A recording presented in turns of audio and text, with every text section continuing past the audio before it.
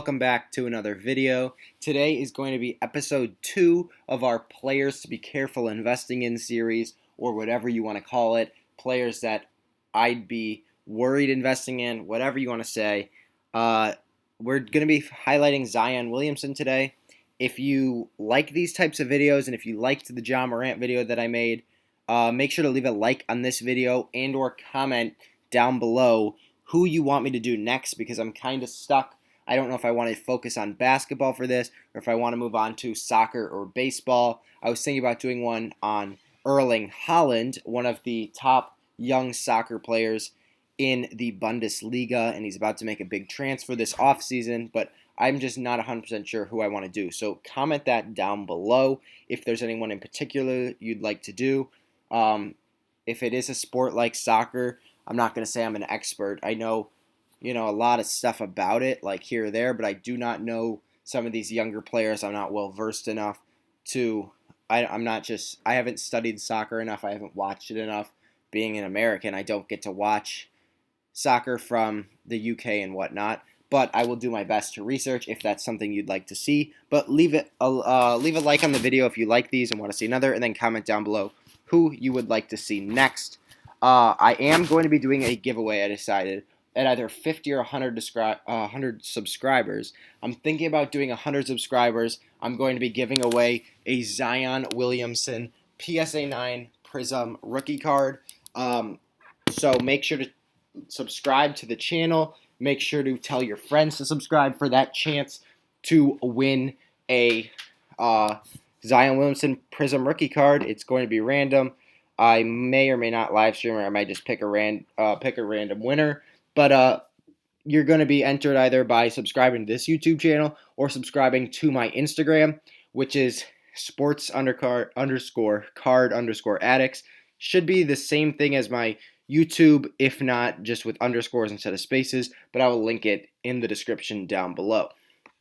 But we're going to get started right away. It's already been a pretty long introduction, but we're going to be focusing on Zion Williamson today. I see that he's listed here at 6'7", 285-ish. I don't know if he's 6'7". I feel like he's more 6'6". But his hair might help him a little bit because he has a few inches there. But I do not think he's 6'7". Yeah, I think he plays that way. And don't get me wrong, Zion plays much bigger than he is because of his vertical. However, I do not believe that he is going to be in that position that he is in now years down the line. I think he's going to be moved to a full-time point guard or not point guard, but like small ball or small forward or point forward, whatever you want to call it. And I think he's going to be playing the point, and the offense is going to be running through him because they want the ball through his hands or in his hands at all time. But we're going to be focusing right now at the beginning on Zion's stats for this year. As you can see, he's averaging 27, 7, and almost 4 rebounds per game on 62, let's say, percent field goal shooting, which is surprising because he is shooting more threes this year. Although his averages might not say it, he's taking a lot more of these open jumpers that people are giving him. He isn't hitting them, which is something he still has to work on. His jumper has been a little concerning to me, which is a reason why he worries me, because I'm concerned he may not ever develop that outside shot, which would make him such a strong player or a hard player to defend, and somebody that would be scoring at will. But his stats are up a lot this year. As you can see, he's up 4 points per game. He's up a rebound per game. He's up almost 2 assists per game. His defensive numbers are roughly the same. He is fouling a lot more than he did last year, which is something I was very surprised to see. But you can see he raised his free throw percentage 6 points, which is good for somebody who's shooting almost 9 per game. He's getting the line a lot, and that's why his points are up so much higher this year rather than last year. But something that I do like to see is he is shooting 0.6 threes per game, which you might look at that and say, that's nothing. But if you look at what he did last year, his numbers were extremely skewed based off of his first game that he played, and when he went like 5 for 5. His numbers would have been a lot lower than that this year. He seems to be developing some confidence, which you'd love to see, and he is playing more minutes per game, which is something good because that means he's in better shape, or they're not afraid. They're not trying to minute restrict him and whatnot. They're just going to say, we're going to try and develop you, and you're our best option at winning. which is why I want to move over here to the Pelicans stats. You can see here Zion's the leading scorer on the team ahead of Brandon Ingram. He has a much higher player efficiency rating. Zion is close to the lead in rebounds per game. I think it's just Steven Adams who is ahead of him. Yeah, just Steven. So Zion is pretty much up there. Or actually, no, Zion is behind Josh Hart, which is very surprising. But as you can see, Zion is leading his team or up there in most categories, which tells me that the offense is running primarily through him. And if you watch any of the Pelicans games, you would see how inefficient and almost like chickens with their heads cut off without Zion on the court, as in they don't know who to run the offense through. They don't know what they're particularly doing. They're not with that big unstoppable force. Ingram doesn't seem to be as able to help the team win, which is extremely concerning for a team that has this much talent. You've got Lonzo, Zion, and Ingram. That's your big three of the future if Lonzo keeps progressing shooting-wise the way he is, and his playmaking is already some of the best in the NBA. But you can see the Pelicans, it hasn't translated to wins. They've lost 4 in a row. They're now 8 games under 500, and they are 4 games back from the play-in spot. They might even be, no, they're 5 games back, which means they have to find a way to cut the deficit between them and the 8 seed. And I think it's within, I'm not 100% sure, I think it's around 2 games or 3 games back, which means for the Pelicans to be able to get in that play-in tournament, they're going to have to start working on winning games. They're losing to some teams that they should not be losing to. They're blowing games. They are in the game for the most part, and then right in the last few minutes they start to let up, and for one reason or another, Ingram taking too many shots or bad shots, the game seems to fall out of reach. So I think, and this is something that I could receive some hate for, I think Brandon Ingram is not a good fit for this team. I know a lot of people would agree with me. To me, he's somebody that's just not a player that's going to ever be on a winning team. He's extremely selfish with the basketball, and although he is getting 5 assists per game, he is taking some shots that LeBron James wouldn't shoot, Kevin Durant wouldn't shoot, some of the best scorers in the NBA and best players in the NBA wouldn't shoot these shots. Now, Ingram is making a lot of them, don't get me wrong, but they are highly inefficient shots. They're shots that you shouldn't be taking when you've got an open man or you have to put your head up. He dribbles with his head down a lot of times, which is hurting his playmaking ability, and he's missing players that could be open. He's missing players that have better looks than he does, and he's just pulling up and saying, whatever happens, happens, which is not a very intelligent thing to do and not something that you want your, possibly best player to be doing. So this is going to be my big point of the video. I think the Pelicans are not going to make the playoffs anytime soon with Brandon Ingram on the roster.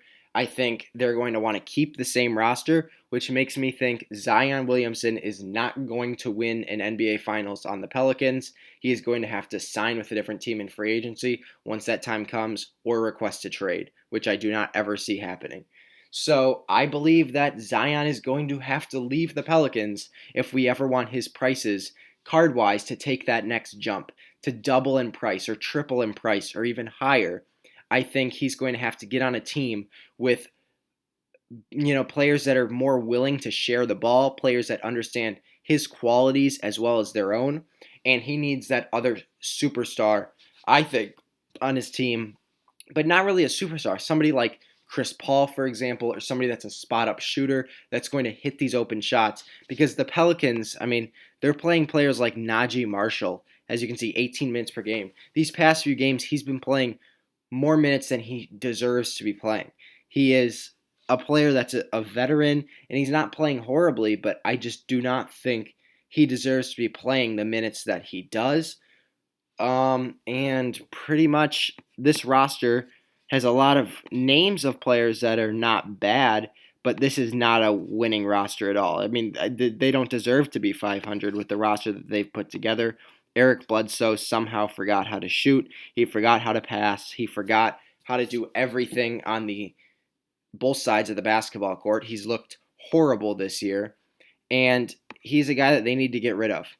They got They didn't make any moves at the deadline, really. They didn't get anyone, not that they were supposed to, but they traded away J.J. Redick for, Wesley Iwundu, and they traded away Nicolo Melli, and they didn't really get players that are going to be helping their team. They didn't get draft capital, and I feel like they could have made some better moves overall. But I just think, as I said, this Zion Williamson, in my opinion, is not going to win a NBA Finals anytime soon with the New Orleans Pelicans. So we're going to move on to his card prices next. This is something that's actually been surprising. His prices for his PSA 10 rookies are actually rising in value. You can see around 750 here, 700. You saw some for 900, but he hasn't been dropping in value, which is very surprising. Most players right now are decreasing in value, but Zion is staying steady at around 675 to 700, which is something that you love to see as an investor and as a collector. However, like I said with Ja Morant, I think there is going to be a time in the upcoming weeks, and if that playoff play-in tournament is too far out of reach for the Pelicans, I think it is a perfect time to sell Zion's what you have, any base cards, maybe not the rare versions or even any silvers, but I do think it is going to be the perfect time to sell Zion's and then buy them back as the offseason progresses and as card prices generally decrease 10% or so and are not moving as much. They're not going up. They're just steadily decreasing because there is no games being played. There's no moves being made until the later parts of the offseason. So I believe, and this is my main point in the video or my second main point, whatever, I think if you are an Zion Williamson investor and or collector, I think it's the perfect time to sell now and buy back later.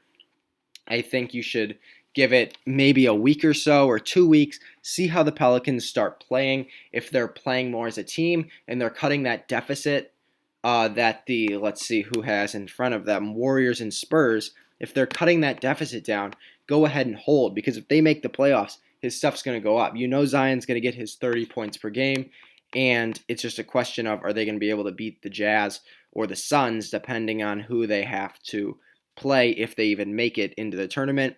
And I don't think they can beat either of these teams, but both of these teams, maybe not the Jazz, but the Suns, I could see Zion averaging 35 that series and popping off, and his cards doubling almost, just once people see him in playoff basketball and see how well he's going to perform. So it's a big risk that you're going to have to decide if you want to take as an investor. Are you in this in the long haul? Or are you in this to make money and every single season and get better stuff as you progress? And for me, that's what I like to do. I like to buy, sell, and add certain stuff to my collection. I do not think Zion Williamson PSA 10s are the buy.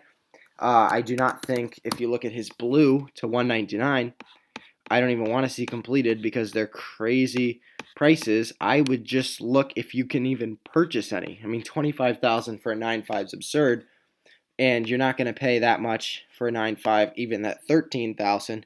You're probably going to want to look for a raw. You're going to want to look for a low grade, because that's going to be the equivalent to one of these LeBron cards or whatnot. You want the card that's visually appealing, and I don't even think it's his Prism to 199. A lot of people do. I think it is his Select Courtside. And as you can see here, I'm going to show you why. This card, to my eyes, looks so much better than his blue Prism does. I think they chose a bad picture for his Prism, whereas I think this looks a lot cooler. They're much cheaper, as you can see here. I mean, $5,500 for a PSA 10 is a little high. I think you can probably get him closer to $2,500 at the most, or maybe $2,000. But even his T-Mall Red Wave 9.5 or his Disco 9.5, whatever you want to do, I think his selects are the better buy than his Prism cards.